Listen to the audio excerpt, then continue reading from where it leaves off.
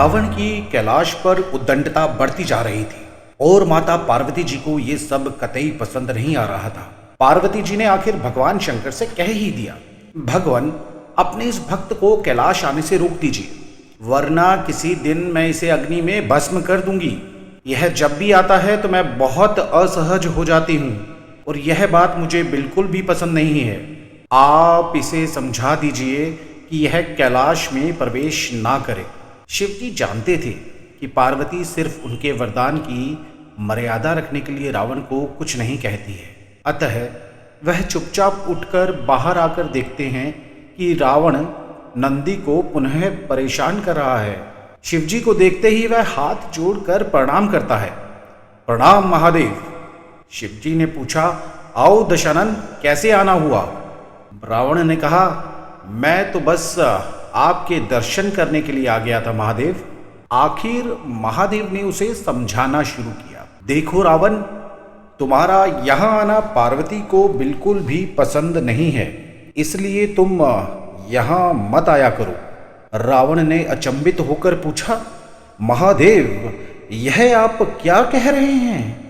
आप ही ने तो मुझे किसी भी समय आपके दर्शन के लिए कैलाश पर्वत पर आने का वरदान दिया है और अब आप ही अपने वरदान को वापस ले रहे हैं।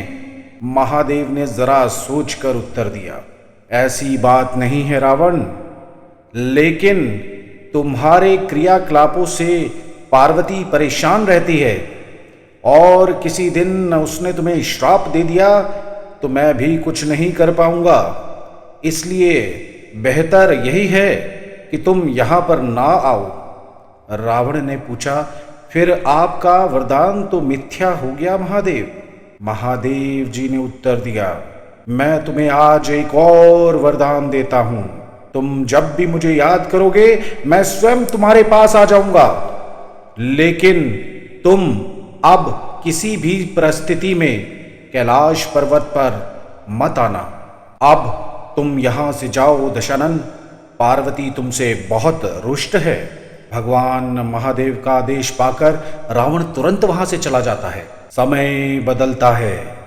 हनुमान जी रावण की स्वर्ण नगरी लंका को जलाकर राख करके चले जाते हैं और रावण उनका कुछ नहीं कर सकता है।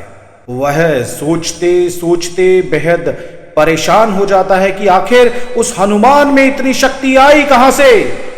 अपने अहंकार में परेशान होकर वह महल में ही स्थित शिव मंदिर में जाकर शिव जी की प्रार्थना आरंभ करता है। प्रार्थना से शिव जी प्रसन्न होकर प्रकट होते हैं। रावण अभिभूत होकर उनके चरणों में गिर पड़ता है। कहो दशानन, कैसे हो? शिव जी पूछते हैं। आप तो अंतर्यामी हैं महादेव, सब कुछ जानते हैं प्रभु। एक अकेले बंदर ने मेरी लंका को और मेरे अभिमान को भी जलाकर राख कर दिया है। मैं जानना चाहता हूं कि यह बंदर जिसका नाम हनुमान है, आखिर है कौन ये वानर? और तो और प्रभु, उसकी पूंछ तो और भी ज्यादा शक्तिशाली है। किस तरह सहजता से मेरी लंका को जलाकर राख कर दिया? मुझे बताइए प्रभु कि यह हनुमान आखिर है कौन? शिव जी मुस्कुराते हुए रावण की बात सुनते रहते हैं और फिर बताते हैं एक अद्भुत सत्य। हे रावण, यह हनुमान और कोई नहीं, मेरा ही रुद्र अवतार है। विष्णु ने जब यह निश्चय किया कि वे पृथ्वी पर अवतार लेंगे और माता लक्ष्मी भी साथ ही अवतरित होंगी, तो मेरी इच्छा हुई कि मैं भी उनकी लीलाओं का साक्षी बनूं। और जब मैंने यह निश्चय पार्वती को बताया तो वह हट कर बैठी कि मैं भी साथ ही रहूंगी, लेकिन यह समझ नहीं आया कि उसे इस लीला में किस तरह भागीदार बनाया जाए। तब सभी देवताओं ने मिलकर मुझे यह मार्ग बताया कि आप तो बंदर बन जाइए और शक्ति स्वरूपा पार्वती देवी आपकी पूंछ के रूप में आपके साथ रहे, तभी आप दोनों साथ रह सकते हैं। और उसी अनुरूप मैंने हनुमान के रूप में जन्म लेकर राम जी की सेवा का व्रत रखा और शक्ति रूपा पार्वती ने पूंछ के रूप में। और समय की विडंबना देखो, जिस पार्वती को रुष्ट करने से मैंने तुम्हें पहले भी रोका था, वह आज मेरे रुद्रावतार की पूंछ बन गई और उसी के साथ तुमने फिर से उद्दंडता की और इसी कुकर्म के फलस्वरूप तुम्हारी लंका का दहन हुआ। रुष्ट पार्वती ने अग्नि स्वरूप में स्वयं कुपित होकर संपूर्ण लंका को भस्म कर दिया। ध्यान देकर सुनो, अब रावण, तुम्हारे उद्धार का समय आ गया है। अतः श्री राम के हाथों तुम्हारा उद्धार होगा।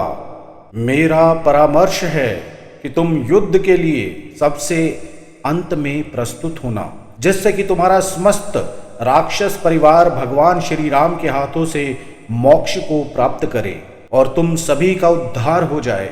रावण को सारी परिस्थिति का ज्ञान होता है और उस अनुरूप वह युद्ध की तैयारी करता है और अपने पूरे परिवार को राम जी के समक्ष युद्ध के लिए पहले भेजता है और सबसे अंत में स्वयं मोक्ष को प्राप्त होता है। जय सिया राम जी। ओम नमः शिवाय।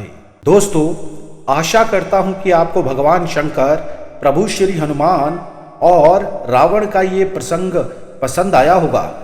भविष्य में ऐसे और वीडियोस देखने के लिए साधु टीवी मोटिवेशन चैनल को सब्सक्राइब करें, लाइक करें और अपने करीबियों के साथ शेयर भी करें। सब्सक्राइब करने से मेरे आने वाले सभी वीडियोस का नोटिफिकेशन मिलेगा सबसे पहले आपको। उत्साह बनाए रखने के लिए लाइक और शेयर अवश्य करें। आप सबका हृदय की गहराइयों के साथ बहुत बहुत धन्यवाद। जय श्री राम, जय श्री हनुमान, हर हर महादेवा।